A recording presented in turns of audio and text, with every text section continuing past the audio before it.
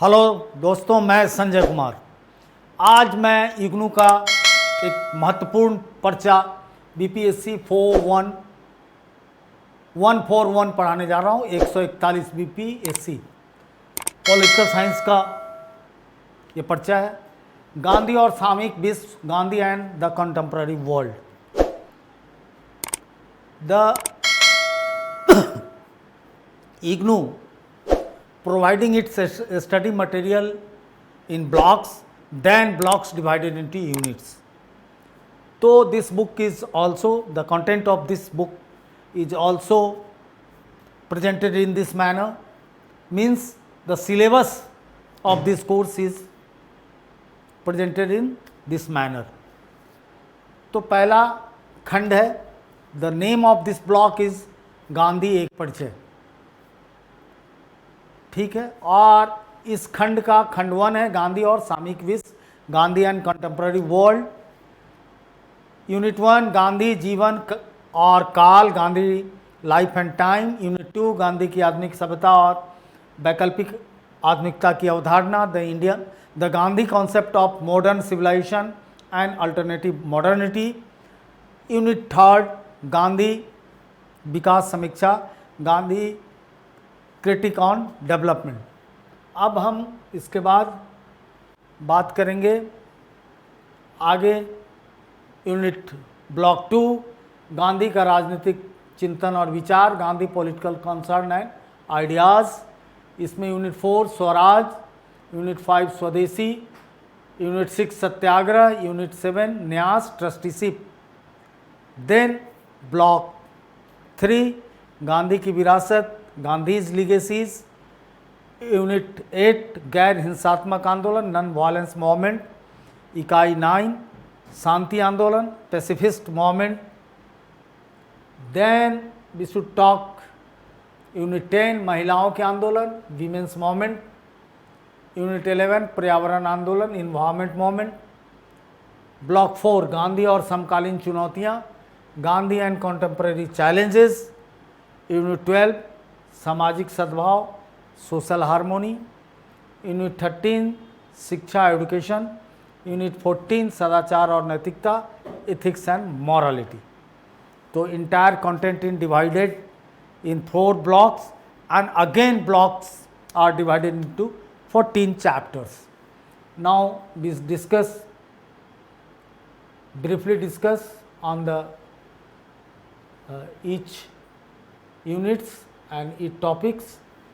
तो I am talking about first of all Gandhi जीवन और काल, गांधी लाइफ एंड टाइम। जैसा कि आप सभी जानते हैं कि गांधी जी का जन्म 2 अक्टूबर 1869, 2 अक्टूबर 1869 में पोरबंदर में हुआ। पोरबंदर गुजरात में। उन दिनों महाराष्ट्र और गुजरात एक ही था। गांधी जी एक मध्यम वर्गीय परिवार से थे। पिताजी राजकोट में दीवान थे। दीवान मीन्स किसी भी जो देसी रियासत होता था उसका फाइनेंस मिनिस्टर होता था, यानी लेखा जोखा सब उसके पास होता था। लेकिन आज के फाइनेंस मिनिस्टर की तरह कोई या बहुत बड़ा मामला नहीं था। एक ईमानदारी से परिवार चलता था। गांधी जी 10वीं की परीक्षा पास किए। परीक्षा पास करने के बाद बड़े भाइयों को कुछ लोगों ने सलाह दिया कि इसे बैरिस्टर बढ़ाओ, इसे लंदन भेजो। बड़े भाई बहुत इस बात को लेकर उत्साहित हुए और गांधी जी को भेजा गया इंग्लैंड। बहुत बड़ी बात थी, क्योंकि मोधबनिया परिवार में आज तक कोई समुद्र पार नहीं किया था और इसके सामाजिक कंसिक्वेंसेस, सामाजिक दुष्परिणाम गांधी परिवार पूरा भोगा। लेकिन गांधी पहुँचे इंग्लैंड, तो टोटली डिफरेंट कल्चर। उस समय इंडिया कॉलोनी था ब्रिटिशर्स का, और ब्रिटेन उन दिनों वर्ल्ड का सबसे बड़ा, वर्ल्ड वेस्टर्न सिविलाइजेशन का सबसे बड़ा सेंटर था इंग्लैंड। सबसे धनी जगह था इंग्लैंड। तो वहाँ खान पान, रहन सहन सब देखकर everything is very astonishing for Gandhi, but a person in under the age of teen, वो किशोरावस्था में ही थे, वो अभी युवावस्था में भी नहीं आए थे, लेकिन कैसे वो मैनेज करता है चीज़ों को। तो this is a part of making of Mahatma. जब आप ये जानना चाहेंगे कि कोई चीज़ बनते बनते बनती है, एक दिन में कोई चीज़ स्टार्ट होकर और फुल स्टॉप तक नहीं जाती है, जीवन की यात्रा लंबी होती है। और स्वयं गांधी ने कहा है कि अगर पीछे की कोई बात को नए विचार से, नए प्रस्ताव से, नए प्रवचन से, जब गांधी के जानने के जो स्रोत हैं, पहले उसको हम, जो प्राइमरी सोर्सेज है, सबसे इम्पॉर्टेंट है माई एक्सपेरिमेंट विद ट्रुथ, यानी मेरा सत्य के साथ प्रयोग, जो उनकी आत्मकथा है, ऑटोबायोग्राफी है। देन उन्होंने लिखा हिंद स्वराज, जो 1910 में पब्लिश होके आई। देन गांधी ने समय समय पे, जैसे on to this last, Ruskin की किताब का अनुवाद किया सर्वोदय के रूप में। इसके बाद गांधी प्रवचन दिए। वो प्रवचन दिल्ली में रह के, दिल्ली के दौरान 2 वॉल्यूम में प्रार्थना प्रवचन के रूप में छपा। उसके बाद बहुत सारे एडिटोरियल्स, नोट्स लिखे। गांधी ने 3 पत्रिकाओं का संपादन किया, बल्कि एक का तो शुरू मिस्टर मेहता संपादक बनाए गए थे, जब दक्षिण अफ्रीका में इन्होंने इंडियन ओपिनियन करके न्यूज़पेपर इंग्लिश में लॉन्च किया था, कि जो अब्रॉड अफ्रीका में रिजाइड कर रहे हैं, रह रहे हैं, फॉर उनके बीच अवेयरनेस फैलाने के लिए। दैन इंडिया में आके गांधी इंडियन ओपिनियन बनाते हैं। और उसके बाद इंडियन ओपिनियन, जब पूना पैक्ट के बाद बाबा साहब से हरिजन का प्रकाशन करते हैं, तो उसके एडिटोरियल्स, तमाम जगह गांधी के विचार हैं, ओरिजिनल सोर्सेज से, सब अब कंपाइल्ड है, everything is available, her format में अवेलेबल है। तो उससे हम गांधी को जानते हैं और लगता है कि कितना एक सहज हम लोगों जैसा व्यक्ति और कैसे इतना बड़ा व्यक्तित्व का धनी बनता है। तो लंदन की जीनो, वो वहाँ लॉ के लिए आज की तरह कोई यूनिवर्सिटी की डिग्री नहीं थी, उसमें एक तरह से इंटर्नशिप करना पड़ता था, ऑलमोस्ट जैसे आजकल सीए में करना होता है, और किसी कोर्ट से एफिलिएट होना होता है। अंत में बैरिस्टर 3 साल के बाद, उतने आर्टिकल पूरा करने के बाद बैरिस्टर के रूप में वहाँ पे उसके जूरी और जज उसको सम्मानित करते हैं, उसका कन्वोकेशन करते हैं। तो गांधी को सदैव अपने परिवार की चिंता थी। कुछ कस्में खा के गए थे, कुछ वादा करके गए थे। शादीशुदा गांधी गया था, बाल विवाह हो चुका था, ब्रह्मचर्य का व्रत लेके गया था, मांसाहार नहीं करेंगे, मद्यपान नहीं करेंगे। तो इन सारे कॉन्स्टेंट के बीच वेजिटेरियन सोसाइटी के साथ गांधी चले गए, और वो आंदोलन आज भी गांधी का, उस आंदोलन को गांधी ने बढ़ाया, तो उसके पार्ट रहे। देन गांधी क्या करते हैं कि वहाँ से अगेन मैट्रिकुलेशन करते हैं। क्यों करते हैं अगेन मैट्रिकुलेशन? तो चूँकि गांधी देखते हैं कि हमारे पास वक्त है, लॉ के बीच समय था, तो लैटिन लेते हैं गांधी, ग्रीक। वहाँ का जो मैट्रिकुलेशन का सब्जेक्ट है केमिस्ट्री, सब में पास कर जाते हैं, लेकिन लैटिन में फेल कर जाते हैं, जो आदि जननी है अंग्रेजी भाषा की। अंग्रेजी लैटिन का ही उत्तराधिकारी है समहाउ, उसमें हालांकि ग्रीक भी है और बहुत सारे, जैसे हिंदी संस्कृत का उत्तराधिकारी है। गांधी लैटिन में पूरा लॉ पढ़े। बहुत दोस्त कहते थे दुग्गी से पढ़ लो, ये करो वो करो, लेकिन गांधी ने प्रॉपर उससे पढ़ा। और इस तरह से एक बड़ा आदमी का इमर्जेंस होता है, सारे सिविलाइजेशन को देखता है। गांधी की आधुनिक सभ्यता और वैकल्पिक आधुनिकता की अवधारणा हिंद स्वराज से पता चलता है। कि वो कैसे पश्चिम की सभ्यता को खारिज करते हैं, कैसे वो मशीन आधारित सभ्यता के खिलाफ हैं। इकाई 3 गांधी क्रिटिक्स ऑन डेवलपमेंट, विकास के बारे में गांधी का क्या विचार है, उस पर और लोग क्या बोलते हैं, इसकी चर्चा यूनिट 3 में की गई है। उसके बाद यूनिट 4 स्वराज का क्या कॉन्सेप्ट था, अपना राज, टोटली दुनिया के विचारों से गांधी यहाँ पे अलग रहते हैं, अपना स्वराज अपने ढंग से पाना चाहते हैं, जहाँ किसी भी सूरत में मीन्स का यानी साधन का दुरुपयोग गांधी को एकदम पसंद नहीं है। इनका सीधा कहना था कि साधन की पवित्रता ही साध को पवित्र करती है, यानी साधन रिसोर्सेज जो लगेगा, परिणाम उसका क्या होगा, साध्य लक्ष्य के रूप में। अगर रिसोर्स गलत लगा देंगे तो संसाधन गलत लगा देंगे तो परिणाम गलत होगा। इस चीज़ से भली भांति परिचित थे। स्वदेशी का कॉन्सेप्ट बिल्कुल ये ऐसा देश बनाना चाहते थे, ऐसी आज़ादी अपने हाथ में लेना चाहते थे जिसमें हर व्यक्ति आज़ाद महसूस करे, हर व्यक्ति अपने को स्वतंत्र। सत्याग्रह, ये दुनिया के 2 बहुत बड़े विद्वान का इन पे या 2 बहुत बड़े महापुरुषों का असर पड़ा सत्याग्रह के केस में। एक टॉलस्टॉय जिसको गांधी गुरु भी मानते हैं, एक थोरो जिसका सिविल डिसोबिडियंस थोरो की किताब है, और टॉलस्टॉय भी सिविल डिसोबिडियंस की बात करते हैं, सविनय अवज्ञा।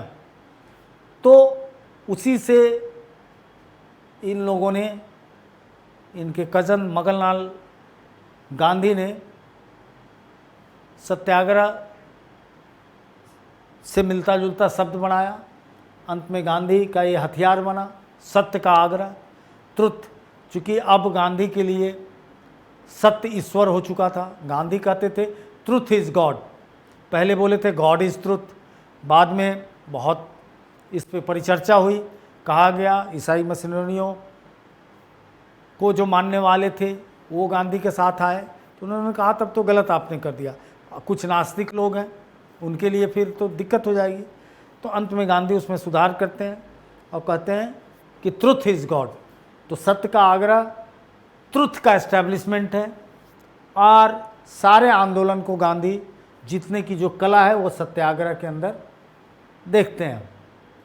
न्यास ट्रस्टीशिप, ये गांधी की इकोनॉमिक थ्योरी है कि गांधी समाजवाद से भी दूरी रखते थे और पूंजीवाद से भी।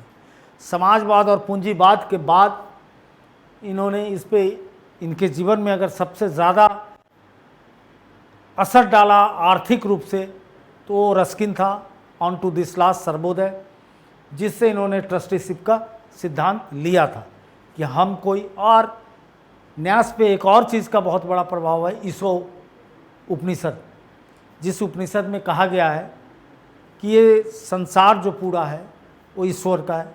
हम हिंदू या क्रिश्चियन मुस्लिम सब मानते हैं कि अल्लाह की दुनिया है, ईश्वर की दुनिया है, लेकिन कहते हैं कि प्रॉपर्टी का भी मालिक सारे धर्म कहता है कि ईश्वर ही है। हमें उस प्रॉपर्टी को में एक न्यासी की तरह, एक ट्रस्टी की तरह अपनी ज़रूरत का हिसाब लेना चाहिए, ज़रूरत से ज़्यादा नहीं लेना चाहिए। एक फेमस स्टेटमेंट यहीं पे है गांधी का कि प्रकृति में हमारे लिए सब कुछ है, हमारे गुजारा बत्ते के लिए कोई कमी नहीं है, लेकिन हमारे लालच के लिए कोई जगह नहीं है। There is no space for our greed या ह्यूमन ग्रीड। तो ये ट्रस्टीशिप की भावना आती है। अब गांधी की विरासत, गांधी लिगेसी, गैर हिंसात्मक आंदोलन, नॉन वायलेंट मूवमेंट, ये हमें गांधी दे कर गए। और ये हथियार केवल इन्होंने अंग्रेज़ों को खदेड़ने के लिए इस हथियार का प्रयोग किया था, लेकिन आज विश्व की बड़ी बड़ी समस्याओं का समाधान इससे हो रहा है। आप भी देखते होंगे या बताऊंगा भी। पीस आंदोलन, शांति के बहुत बड़े दूत थे, तो सारे शांति आंदोलन आज जो हो रहा है वो कहीं ना कहीं गांधी की विरासत है।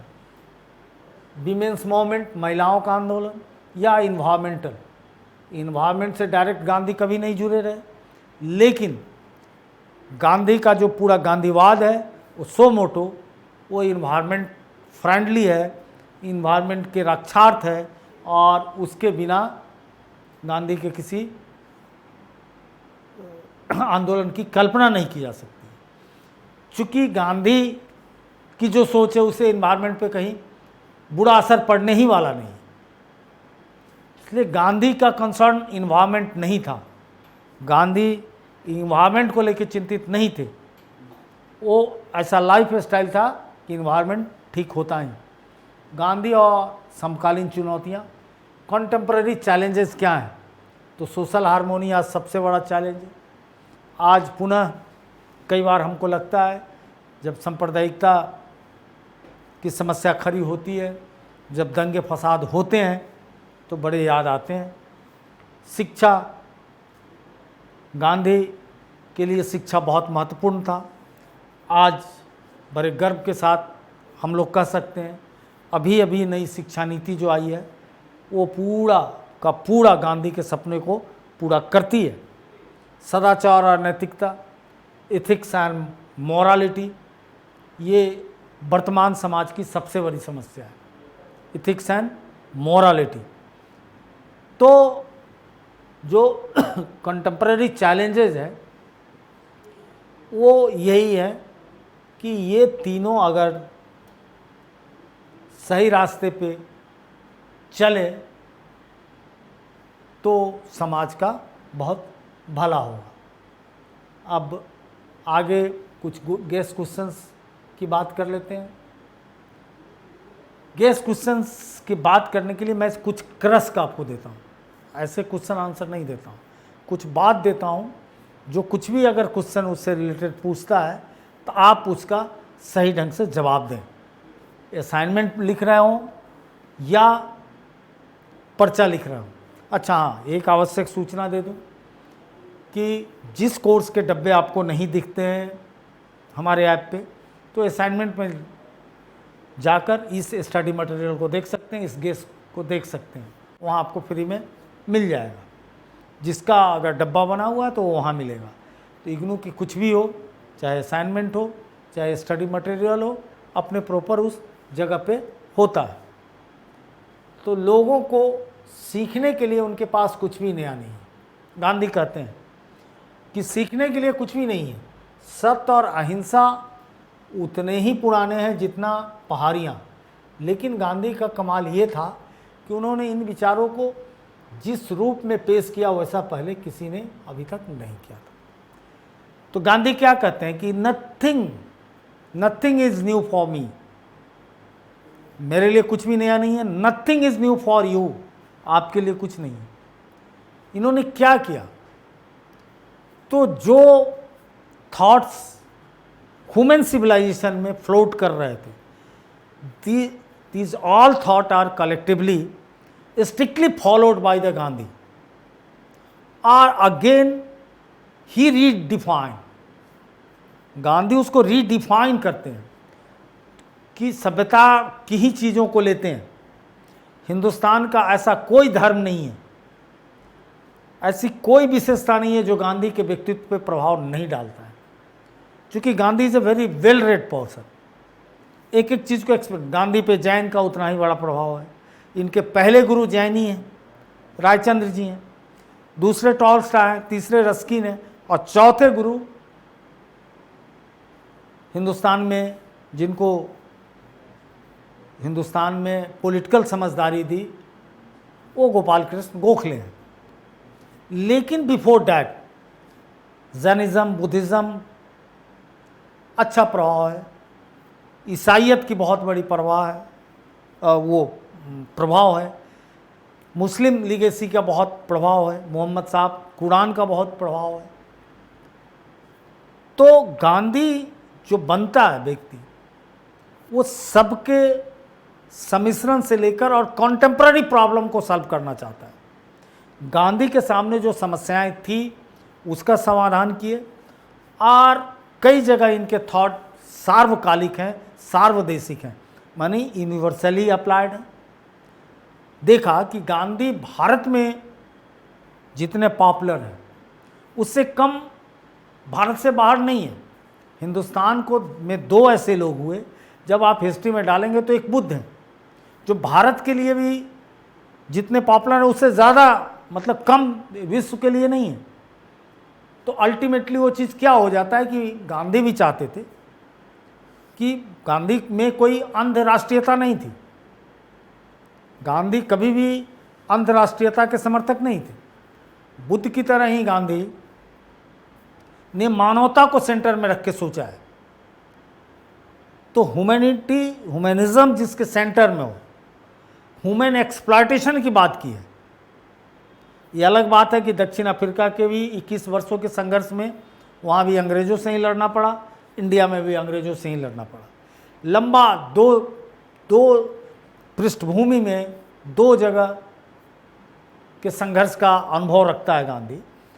तो विश्व की दूसरी भी समस्याओं का समाधान गांधी से ही हुआ है। आप नेल्सन मंडेला का नाम सुने होंगे कि 1990 में जाकर रंगभेद की समाप्ति किया जाता है दक्षिण अफ्रीका से, और नेल्सन मंडेला 25-26 साल जेल में रह के बाहर आते हैं, और जब भारत आते हैं और वो गांधी के समाधि स्थल पे जाते हैं तो फूट फूट कर रोते हैं और कहते हैं कि ये साहस इन्हीं से मुझे मिला। मार्टिन लूथर किंग जो अमेरिका में रंगभेद के खिलाफ इतना संघर्ष किए, आके गांधी की समाधि पे फूट फूट कर लेट कर रोते हैं। ओबामा जब भारत के पार्लियामेंट में आता है राष्ट्रपति की हैसियत से, तो कहता है कि मेरे दादा गुरु तो गांधी यहीं थे, क्योंकि मार्टिन लूथर किंग द्वितीय को गुरु मानते थे। तो गांधी देश से बाहर भी चले जाते हैं मानवता की रक्षा और चीज़ों को अहिंसक बनाने के लिए, आज़ादी के लिए, स्वतंत्रता के लिए, मानवीयता की रक्षा के लिए।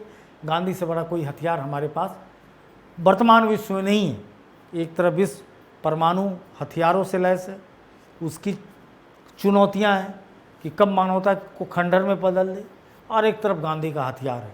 तो बट नेचुरल है, इससे बड़ा कोई हथियार हो नहीं सकता है। तो कितना टू बी ऑनेस्ट, गांधी कितने ऑनेस्ट हैं कि कहते हैं हमारे पास नया कुछ नहीं है, जो कुछ भी है वो सब पुराना है, लेकिन उसको हमने फिर से रीडिफाइन किया है। अच्छा, उन्होंने समय की आवश्यकता के मुताबिक इन विचारों की व्याख्या दी और इन्हें विश्व में मौजूद संकटों के समाधान के अनुरूप बनाया। ये विचार अब मानव की इस नियति को निर्धारित करने वाले मुख्य उपकरण बन चुके हैं। इसके अतिरिक्त गांधी का लेखन 7 पुस्तकों में, जिसकी मैं चर्चा कर चुका हूँ। हिंद स्वराज, दक्षिण अफ्रीका में सत्याग्रह उनकी किताब है, आत्मकथा। सकारात्मक कार्यक्रम, positive programmes, meaning and place, Gita के उपदेश, जिसको उन्होंने गीता का उपदेश किताब का एग्जैक्ट नाम मैं भूल रहा हूँ, बता दूंगा। आश्रम के रीति रिवाज का पालन और हेल्थ डायरेक्टरी, स्वास्थ्य निर्देशिका, सभी का प्रकाशन नवजीवन प्रकाशन गुजरात से हुआ है।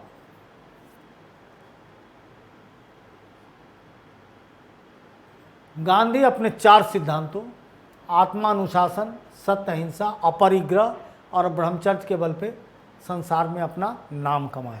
अब देखिए, अपरिग्रह किससे लिया गया है? जैन से लिया गया है। अपरिग्रह मतलब धन का संचय नहीं, अपना उपयोग कीजिए, ट्रस्टीशिप में जो ज़रूरत है उतना खाइए, आप इसको संचित मत कीजिए। और ब्रह्मचर्य, ये 2 सीधा सीधा जैन धर्म से लिया है। और बल्कि कहें कि हिंदुस्तान की जीवन पद्धति रही है कि हिंदुस्तान में ब्रह्मचर्य का रिवाज है। आत्मानुशासन, सेल्फ डिसिप्लिन और ट्रुथ। गांधी ने 21 वर्ष तक सामाजिक न्याय और नस्लवाद के खिलाफ संघर्ष किया। दक्षिण अफ्रीका 1948 में सकारात्मक कार्यक्रम, इसका अर्थ और स्थान नाम से पुस्तक का प्रकाशन किया। इसके 18 सब्जेक्ट थे। Positive programme, meaning and place, इसके 18 सब्जेक्ट थे, जो आज भी इसकी रिलेवेंसी कहीं नहीं ख़त्म होती है। आपसे कोई पूछ सकता है कि सकारात्मक कार्यक्रम के अर्थ और स्थान क्या थे और इस कार्यक्रम के कितने विषय थे, तो आज भी एक विषय को भी आप काट नहीं सकते हैं। देखिए, पहला वो कहते हैं सांप्रदायिक एकता, आज भी समाज को इसका थ्रेट है, आज भी ज़रूरत है। अस्पृश्यता का निवारण, अनटचेबिलिटी रिमूवल, आज भी ग्रामीण भारत में दबे कुचले, लाख संविधान आ गया, लाख प्रावधान है इसमें सजा की, लेकिन ये जातीय भेद है, दिल से अभी इसको हिंदुस्तान ने नहीं स्वीकारा है, मास ने। मद्य निषेध, खादी, ग्रामोद्योग, ग्राम स्वच्छता, ग्रामोद्योग और ग्राम स्वच्छता आज भी अगर अपने मुकाम को हासिल कर ले तो गांधी का समाज फिर से बच सकता है। बुनियादी शिक्षा, मौलिक शिक्षा नहीं, बुनियादी शिक्षा, इसमें बहुत कुछ हमने पाया है। एडल्ट एजुकेशन, इसमें भी बहुत कुछ पाया है। महिला, आज भी मोस्ट वल्नरेबल सेक्शन है महिला, आज भी महिला हमारे कंसर्न है, हमारा सामाजिक कंसर्न है। अभी इसे राइट नहीं मिला है, भले ही कानूनी मिल गया हो, लेकिन आज भी महिलाएं की क्या दुर्दशा है, हम आपसे कुछ भी छुपा हुआ नहीं। स्वास्थ्य और स्वच्छता, इस पे कार्यक्रम खूब होते हैं, लेकिन इसको भी नहीं पाया गया है। राष्ट्रीय भाषा, इसमें जो सफलता मिलनी चाहिए थी हिंदी को या वर्नाकुलर लैंग्वेजेस को नहीं मिली है। हालांकि डे टू डे इसमें डेवलपमेंट अच्छा हो रहा है। श्रम, विद्यार्थी, आर्थिक समानता, आदिवासी समाज, प्रांतीय भाषाएं, किसान, कुष्ठ रोगी, तो इतना बड़ा कंस्ट्रक्टिव था। इससे मिलता जुलता आपने देखा होगा कि 2015 में यूनाइटेड नेशन ऑर्गेनाइजेशन ने सस्टेनेबल डेवलपमेंट गोल SDG 17 की घोषणा की थी। उसमें बहुत कुछ इससे मिलता है, जिसका टारगेट था कि 2030 तक हम इसको पालें। चलिए, देन शांति और अहिंसा, पीस एंड वायलेंस पे गांधी क्या कहते हैं, क्या सोचते हैं। तो वैश्वीकरण के साथ धार्मिक कट्टरता, धर्मांतता और आतंकवाद बढ़ा है, नो डाउट। जो गांधी चाहते थे वो नहीं हुआ। ग्लोबलाइजेशन ने कहीं ना कहीं इसको बढ़ाया है, ये दब रहा है सब्जेक्ट, चूँकि लोग इस पे बहुत वोकल होकर नहीं कह रहे हैं, लेकिन ग्लोबलाइजेशन के साथ जो खरपतवार आ गया है, बीट्स आ गया है, जैसे अमेरिका से गेहूं आया था ना, तो बहुत सारे खरपतवार आ गए थे, उसी तरह से जैसे ही वैश्वीकरण हुआ है तो देख लीजिए आतंकवाद का कितना नंगा नाच नचा गया है, कि चाहे अमेरिका का ट्रेड सेंटर हो या हमारा 26/11 हो, मतलब बहुत बड़ा। और सब क्या था, रिलीजियस फैनेटिज्म, ऑस्ट्रेलिया, फ्रांस, सब जगह मतलब धार्मिक धर्मांता, ऑर्थोडॉक्सी बहुत तेज़ी से फैली है, इतना नहीं था। और साथ साथ ये एक ही टर्म के साथ कहीं ना कहीं जुड़ जा रहा है। आतंकवाद अगर रिलीजियस ऑर्थोडॉक्सी या फैनाटिज्म से एलिनेट करके उसको हम नहीं डिफाइन कर सकते, कहीं ना कहीं धैर्य की कमी, अपने रिलीजन को एस्टेब्लिश करना या उस चीज़ के द्वारा समाज में अपना वर्चस्व स्थापित करना के चलते ये चीज़ बहुत पावरफुल होके निकली है।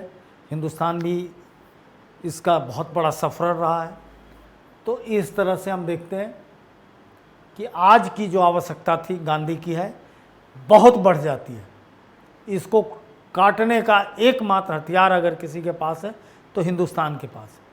और इसका साक्ष्य कि यूनाइटेड नेशन ऑर्गेनाइजेशन में जब ये सब चीज़ों को देखते हुए कि ग्लोबलाइजेशन के इम्पैक्ट के रूप में रिलीजियस फैनाटिज्म और टेररिज्म इमर्ज कर रहा है, तो how can be protect the world. तो इस प्रोटेक्शन के लिए यूएनओ ने वर्ल्ड पीस डे को डिक्लेयर किया। द डे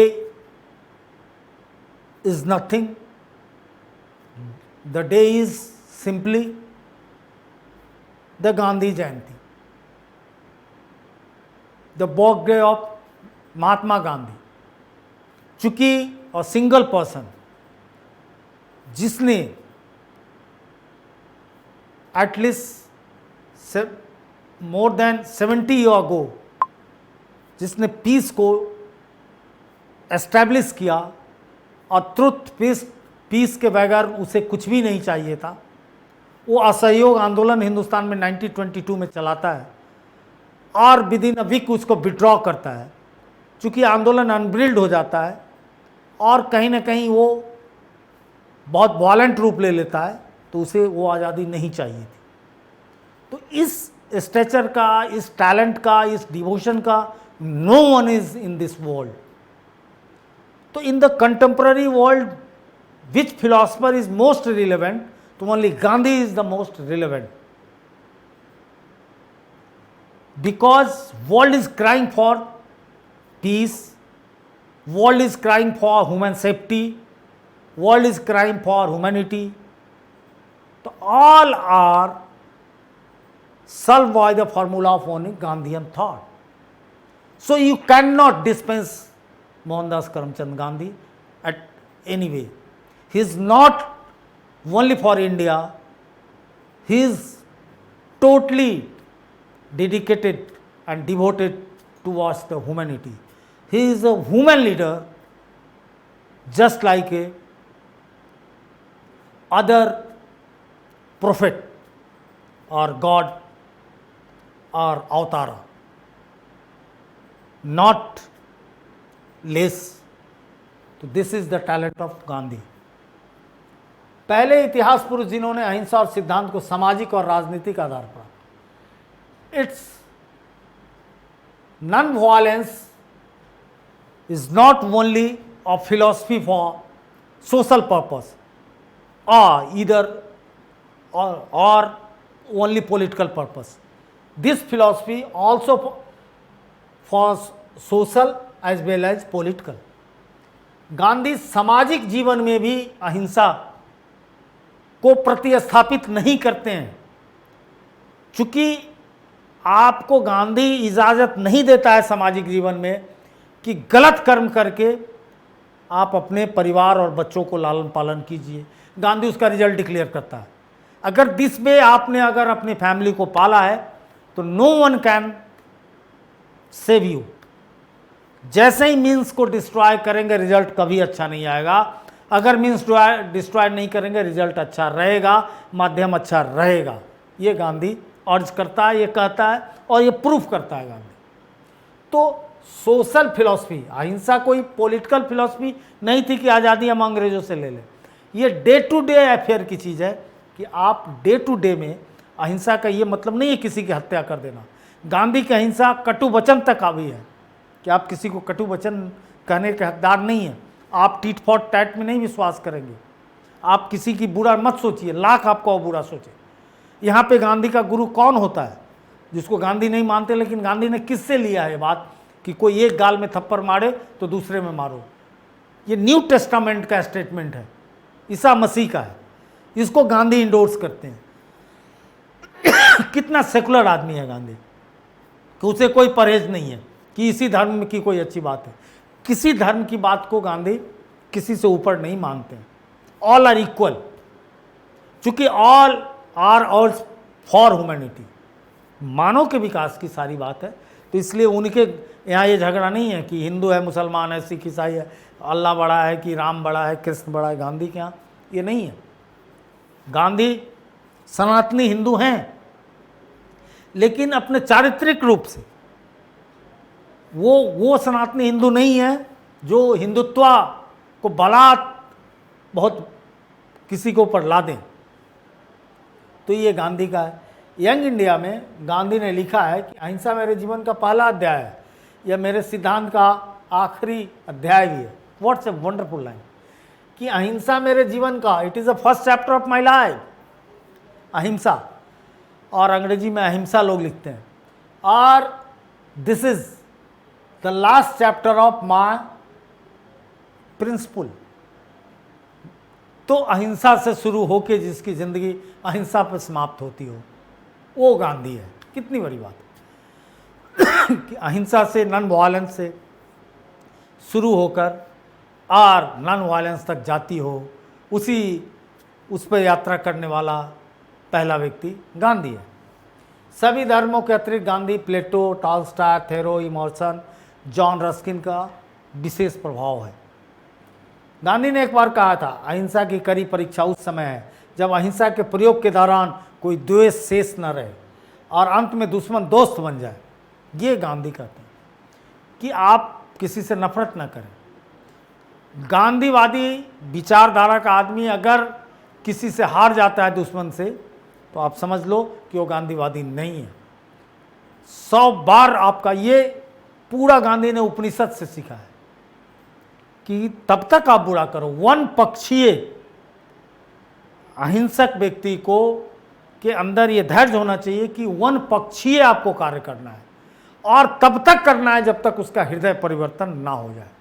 और इसमें बहुत लोग आर्गू दे देते हैं आजकल समाज में कि अरे इस चक्कर में तो शेर खा जाएगा आपको, गलत लोग खा जाएंगे। नेवर, आप करके तो देखिए दिल से।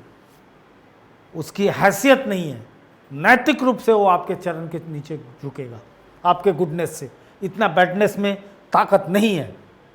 दक्षिण अफ्रीका में जनरल स्मर्ट्स, बड़ी रोमांटिक कहानी है, क्यों कहते हैं मेरा अनुभव यही रहा, यही था वहाँ, जैसे अपने यहाँ गवर्नर जनरल होता है स्मर्ट्स क्या। लेकिन जब गांधी इंडिया से एक बार परिवार के साथ गए तो बड़ी बुरी हालत थी।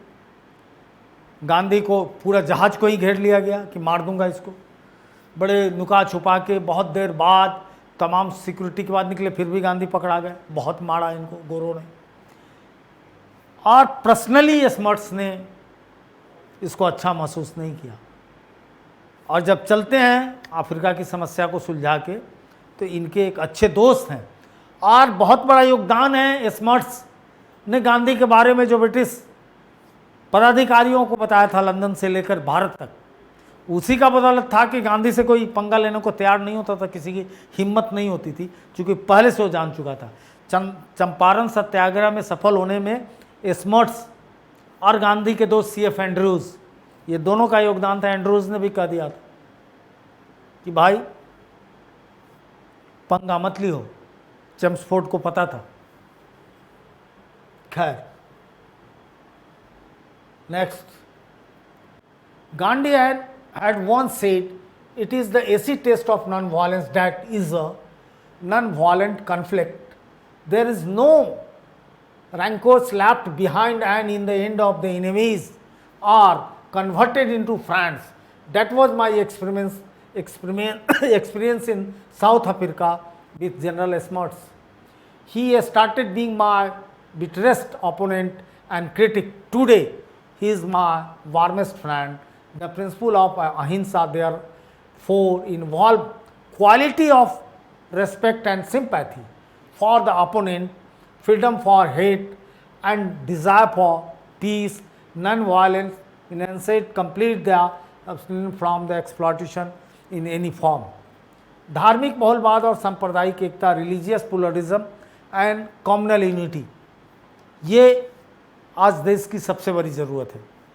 कि धार्मिक बहुलवाद, हम जिस कंट्री में रहते हैं वो दुनिया का धार्मिक बहुलवाद में, दुनिया में शायद वो 1 नंबर पे ही रहेगा, क्योंकि कोई ऐसी दुनिया की धर्म व्यवस्था नहीं है, पंथ नहीं है, विचार नहीं है जिसका फॉलोअर हिंदुस्तान में नहीं है। तो गांधी धार्मिक बहुलवाद के समर्थक थे, गांधी के अनुसार प्रत्येक धर्म सर्वोच्च सत्य तक पहुंचने का मार्ग है। उन सार्वभौमिक सिद्धांतों की तलाश कर रहे थे जिसमें धर्म को दृढ़ धर्मिता के रूप में परिवर्तित कर दिया गया है। उन्होंने कहा था कि धर्म क्या बन गया, दृढ़, मतलब इतना रिजिड है, तो इसका मतलब है कि उस धर्म में कमी है। According to Gandhi, every religion said to be part toward the supreme truth and was looking out for those universal principle which transcend religious as a dogma. Gandhi के धार्मिक दर्शन की प्रकृति मानवतावादी है, इसमें सभी लोगों को सम्मान दिया जाता है। गांधी का दृढ़ विश्वास था कि कोई धर्म किसी अन्य धर्म से न श्रेष्ठ है न कमतर है। गांधी ने एक पुस्तक वे टू कम्युनल हार्मोनी में लिखी थी कि वो अंतर आस्था प्रार्थना सभा का आयोजन करते थे, जहाँ विभिन्न धर्म के लोग श्रोता बन के विभिन्न ग्रंथों के आते थे। और ही convenes the interfaith prayer meeting where the texts of different religion they read and sing to diverse audience। Gandhi के शब्दों में, मैं किसी भी धार्मिक सिद्धांत को अस्वीकार करता हूँ यदि यह तर्क की कसौटी पे। तो गांधी क्या है? तो the man of the reason, the man of justice. तो गांधी कहते हैं मैं किसी चीज को उसको नहीं स्वीकारता हूं जो तर्क से परे है। तो तर्क से परे जो आदमी होगा वो अंधा हो ही नहीं सकता है, अंधभक्त हो ही नहीं सकता है। गांधी कभी मंदिर नहीं जाते थे, गांधी कभी उस रूप में पूजा पाठ नहीं करते थे जैसे लोग कर, कोई घंटी नहीं बजाते थे, कोई आरती नहीं करते थे, कोई अगरबत्ती नहीं जलाते थे, क्योंकि सत्य को मानते थे और तर्क से चलते थे। असीम श्रद्धा धर्म पे थी और धर्म मूलतः गांधी उसी धर्म के पालक थे जो धर्म की व्याख्या है हिंदुत्व में, जो धारण करने हो गॉड या रिलीजन, धर्म का कभी भी ट्रांसलेशन नहीं हो सकता है। भारत में जो धारण धृत धातु से बना जो धारण करने योग्य है वही धर्म है। तो धारण करने योग्य क्या है? जो हमारी पौराणिक रीति रिवाज सबसे आया, अच्छे आचरण। अच्छा आचरण जो करेगा वही सच्चा धार्मिक व्यक्ति होगा, वही ईश्वर का सबसे प्यारा संतान होगा। उसके अलावा वो सब पाखंड होगा, नौटंकी होगी। Gandhi said, I rejected any religion doctrine that does not appeal to reason and it as in conflict with morality. Gandhi religion thus was a rational and ethical one, not based on the dogma and rituals। 15 अगस्त 1947 को देश स्वतंत्र हुआ, पूरा देश आज़ादी का जश्न मना रहा था, लेकिन गांधी दिल्ली में नहीं थे, उस जश्न में नहीं थे। वो दिल्ली से 1600-1700 किलोमीटर दूर बांग्लादेश में अब चला गया, वहाँ नोआखाली में दंगा हो गया। उस दंगा में अपने को झोंक दिया अकेले और अंत में कलकत्ता में आके उन्होंने अनशन किया। दोनों हिंदू और मुस्लिम आए और तय किए कि अब मैं एक दूसरे का खून नहीं बहाऊंगा। तब गांधी ने अपना अनशन तोड़ा। तब उस पर कहा था, जो उस समय भारत का चार्ज में गवर्नर जनरल था, आज़ाद हो गया था फिर भी रहा था, लॉर्ड माउंटबेटन, कि पूरी इंडियन आर्मी एक तरफ और एक सिंगल ह्यूमन आर्मी एक तरफ, और अगर वो ह्यूमन आर्मी नहीं होता तो ये पूरी इंडियन आर्मी नहीं बचा सकती थी मानवता को। ये गांधी था।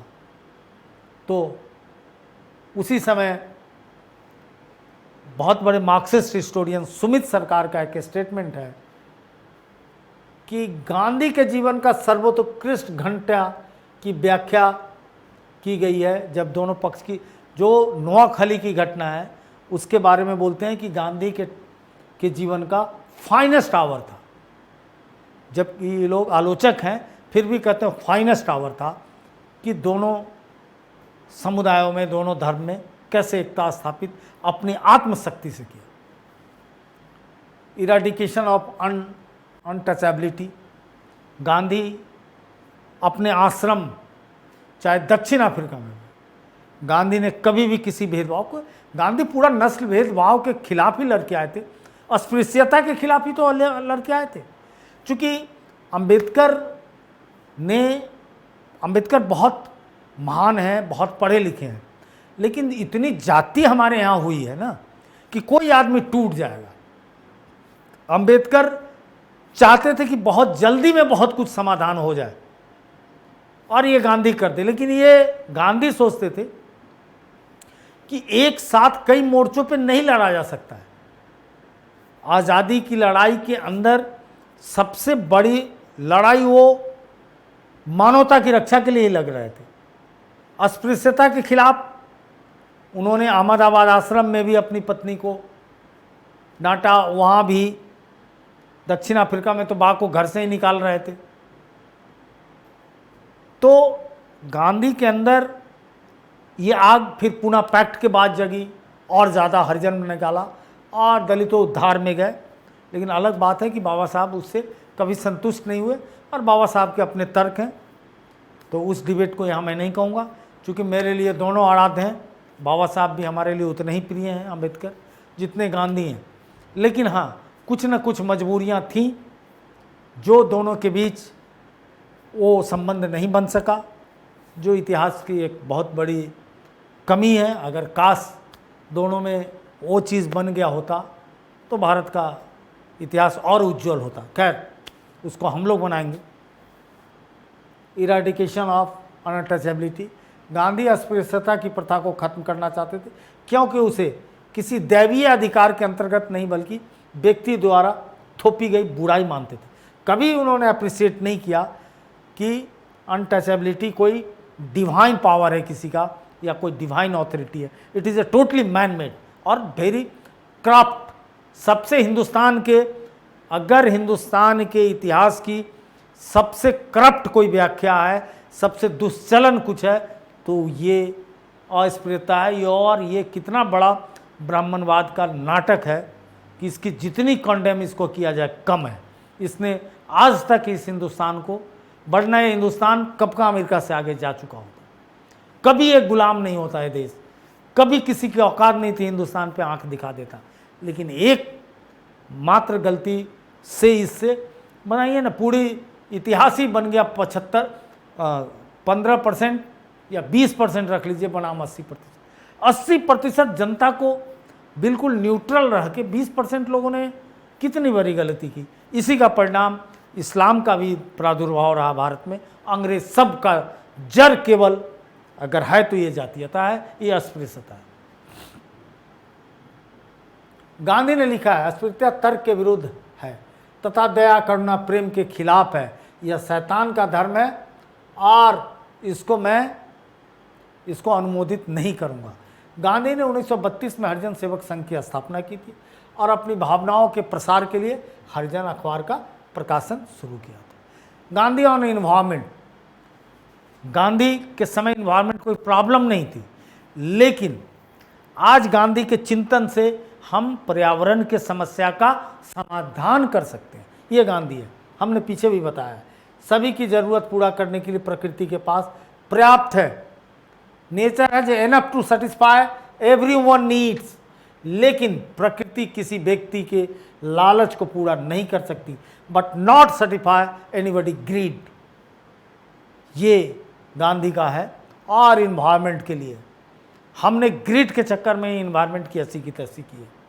18 वर्ष की आयु में 1888 में वो इंग्लैंड गए थे। 4 सितंबर को मैं बता चुका हूँ। 10 जून 1891 को गांधी ने बार में बुलाया गया और उनको बैरिस्टर घोषित किया गया। उसके बाद गांधी 2 दिन बाद ही भारत लौट आए। और 1800, थोड़ा सा इस कहानी को जान लेंगे तो समझने में सुविधा होगी। 1893 में वो दक्षिण अफ्रीका के लिए रवाना हुए। 21 वर्ष रहे। सोच के गए थे कि 2 भारत के गुजराती ही दोनों थे, 2 बनियों की लड़ाई थी। तैयब जी और अब्दुल्ला ब्रदर्स की ओर से गए थे। अंत में दोनों के बीच आजकल बहुत चला हुआ आर्बिट्रेशन, बातचीत करके आउटसाइड द कोर्ट समझौता ही कराना पड़ा और दोनों ने किया। दोनों बड़े व्यापारी थे, आज भी उनके वंशज वहाँ हैं। गांधी डरबन में उतरे। डरबन समुद्र किनारे है और 1 सप्ताह बाद ट्रांसवाल की राजधानी प्रिटोरिया के लिए रवाना हुए, जहाँ ट्रेन वाली घटना हुई नेटाल के पास। फिर 1896 में वापस डरबन आए और 1901 में आए थे इंडिया और आए राष्ट्रीय कांग्रेस का कलकत्ता अधिवेशन में गए। 1903 में इंडियन ओपिनियन की शुरुआत की। 1906 में जुलू अभियान के बाद इन्होंने ब्रह्मचर्य ले लिया। 1904 में ऑन टू दिस लास्ट पढ़े और इसके बाद इन्होंने शारीरिक श्रम की महत्ता समझी और पूरा आजीवन कहते रहे कि शारीरिक श्रम के बिना कोई भी शिक्षा अधूरी है, कोई भी मनुष्य अधूरा है। तो इस तरह से ये गांधी के ऊपर मैंने फंडामेंटल्स बता दिया हर टॉपिक के ऊपर।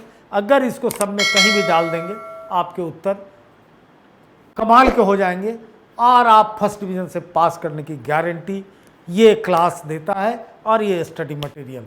इस ढंग से अगर प्लान से पढ़ेंगे तो रात भर में आप चमत्कार कर सकते हैं। जय हिंद, जय भारत।